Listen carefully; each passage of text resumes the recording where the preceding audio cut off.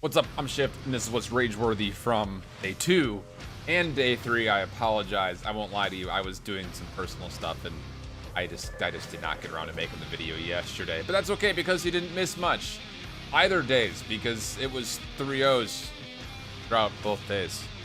Welcome to week 5 things. Nothing really matters anymore because we already have our first 2 teams. Everyone's pretty much locked on their spots, but regardless, let's go over it. Splice played RNG first and foremost yesterday, and it started off as a good set. It was 2 4-3s favoring RNG, and interestingly enough, as they were going through, they pulled out some very interesting comps, including one on Fish Market where they did not play frontliner. Renegades didn't play frontliner on Fish Market.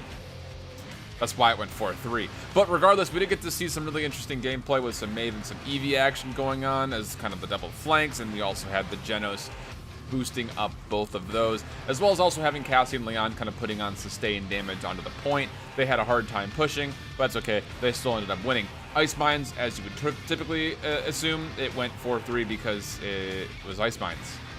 That's why I went 4-3. And then the last game was on Frog Isle. It was a 4-2. Pretty standard stuff. Splice just don't look like they're ready anymore to play Paladins. Although they look better, they just don't look great anymore. I was kind of sad. And the second set of the day was Envy versus SK. It would be a 4-0 on either sides because LOL. And then in the middle, it'd be a 4-3 on Frog Isle. An interesting game. It really kind of just came down to SK actually was forced to play like together with their double front because the map is so small width-wise. Like, you have to play together, otherwise you're just, what are you doing? So that was the reason why. On Ice Mines and Stone Keep, though, they got completely torn apart, so that's what it is. And then today, let's talk about today, because today was exciting. VP would play up against Fnatic. That was the easiest stomp this side of the Mississippi. They would lose that one out 0-3.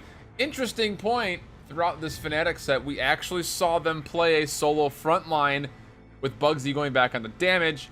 I liked it. It looked good. It looked like the old Fnatic that we know and love. Would love to see more of it. I don't know if we're going to, though, because this having frontliners is just too strong right now. And then the Jaguar Falls, Stone Keeper, the other 2 maps they played, it was, again, a pretty easy run all the way through the day. And then to finish it off, Na'Vi would play Mouse in an absolutely thriller 4-2, 4-2, 4-0. All you got. Including some memes, actually. One of the 4-2s was 4 frontliners and a Ying on Serpent Beach. And then we saw Lex get played with an Androxus and a Torvald and a Genos. That was the 4-0. Memes are great.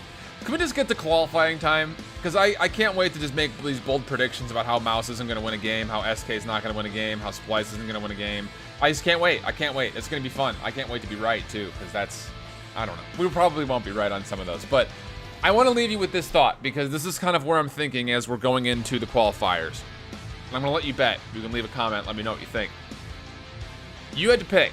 Would you like to see, as your winner for World Championships, would you bet on Na'Vi, on Envy, or the rest of the field? Those are your 3 options. Let me know what you'd pick, as well as what your wager would be. I think it's going to be close. A lot of people are saying it's going to be Envy and Na'Vi. I can't disagree with that because they look the best by far. I don't know who else is going to put a test to them. No one else has online. That's all I got. Beyond that, we'll be taking a look next week into some of the PGS teams. As soon as we get our brackets and our qualifying group stages, we'll probably make some predictions day by day when it comes to that as you look forward. But after that, fall split now is pretty much over. And then past that, it's going to be a long off season for Paladins. So we'll see what we do beyond that. But that's all we got. IHOLDSHIFT has been raging. That's the end of well, not the end of the week. We still got one more day of games tomorrow. Why I'm already tuned out. I got the Blackhawks game tonight. I got Call of Duty tonight. I'm just like not there at all. It's been a really weird week, but you don't care about that. So we'll just catch you guys tomorrow for the end of the week. Until then, just make sure you're hydrating if you're going to be playing Blackout and all that all night long. Just be smart about it, okay? A little PSA. Don't be stupid about it. Don't jack yourself up on like nothing but Monster and Red Bull. Okay? An amp if you're into that. Be into amp. Later, bye. Have a good one.